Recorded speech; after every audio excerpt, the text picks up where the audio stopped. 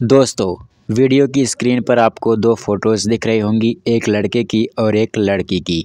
लड़की का नाम है श्रद्धा वकार, जिसका कि कत्ल हुआ है, और लड़के का नाम है आफताब अमीन पूनावाला, जो कि हत्या में आरोपी माना गया है। दोस्तों, श्रद्धा मर्डर का मामला सोशल मीडिया पर इस समय खूब वायरल हो रहा है। आइए बताते हैं इसकी पूरी कहानी आपको विस्तार से। नमस्कार, महफिल 24/7 में आपका बहुत बहुत स्वागत है। आइए जानते हैं श्रद्धा मर्डर केस से संबंधित कुछ महत्वपूर्ण जानकारियाँ। बात है आज से लगभग 3 साल पहले यानी 2019 की। श्रद्धा मुंबई के एक कॉल सेंटर में काम करती थी। काम के दौरान उसकी मुलाकात एक फूड ब्लॉगर आफताब अमीन पूनावाला से हुई। दोनों के बीच दोस्ती हुई और आगे चलकर ये दोस्ती प्यार में बदल गई, लेकिन मामला अटक गया धर्म के नाम पर। श्रद्धा हिंदू थी और आफताब मुस्लिम।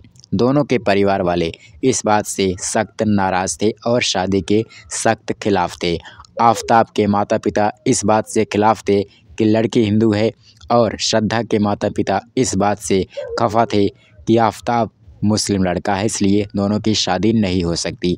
लेकिन वो कहते हैं ना कि प्यार जिससे हो जाता है उसे दुनिया से कोई मतलब नहीं होता है। इसके बाद आफताब और श्रद्धा ने परिवार वालों के खिलाफ जाकर शादी कर ली। बात यहाँ तक बिगड़ गई कि श्रद्धा ने अपने घर वालों से बातचीत करना भी छोड़ दिया, लेकिन माँ बाप तो माँ बाप होते हैं। श्रद्धा के पिता भले ही उससे बातचीत नहीं करते थे, लेकिन सोशल मीडिया पर उसके बारे में जानकारियाँ लेते रहते थे कि मेरी बेटी ठीक ठाक रह रही है या फिर नहीं, खुश है या फिर नहीं।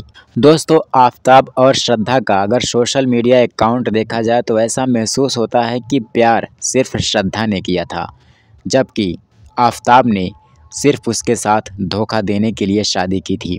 ऐसा इसलिए कह रहा हूँ क्योंकि श्रद्धा के अकाउंट पर आफताब और श्रद्धा की एक साथ की फ़ोटो मिलती है, लेकिन आफताब के अकाउंट पर श्रद्धा की एक भी फ़ोटो नहीं मिलती। आप जाकर चेक कर सकते हैं।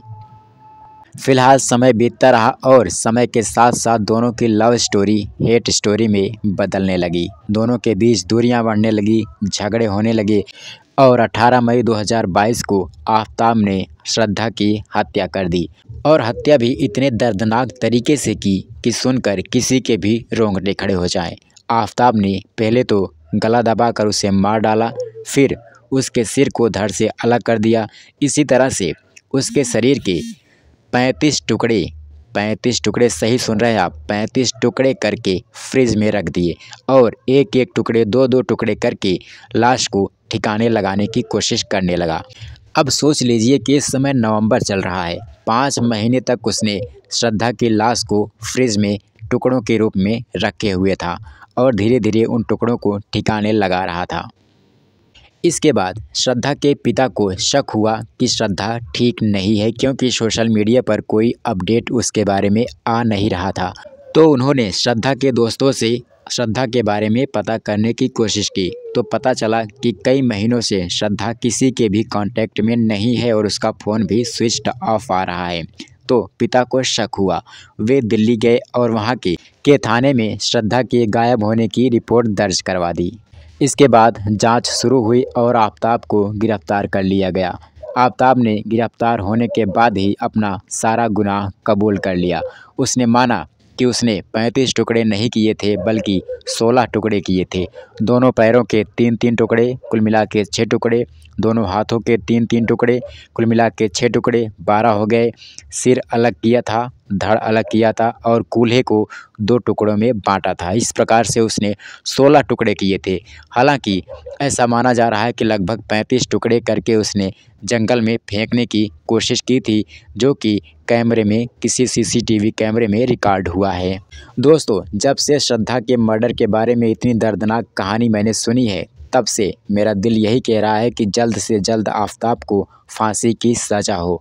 इस बारे में आपका क्या ख्याल है, हमें कमेंट बॉक्स में ज़रूर बताइएगा। और हाँ, श्रद्धा मर्डर केस के बारे में ताज़ा अपडेट जानने के लिए हमारे चैनल को सब्सक्राइब ज़रूर कर लीजिएगा, क्योंकि जैसे जैसे कानूनी प्रक्रिया आगे बढ़ेगी वैसे वैसे हम आपको इसके बारे में जानकारी देते रहेंगे, और हमारा प्रयास रहेगा कि आपको सटीक और सही जानकारी ही प्रदान की जाए।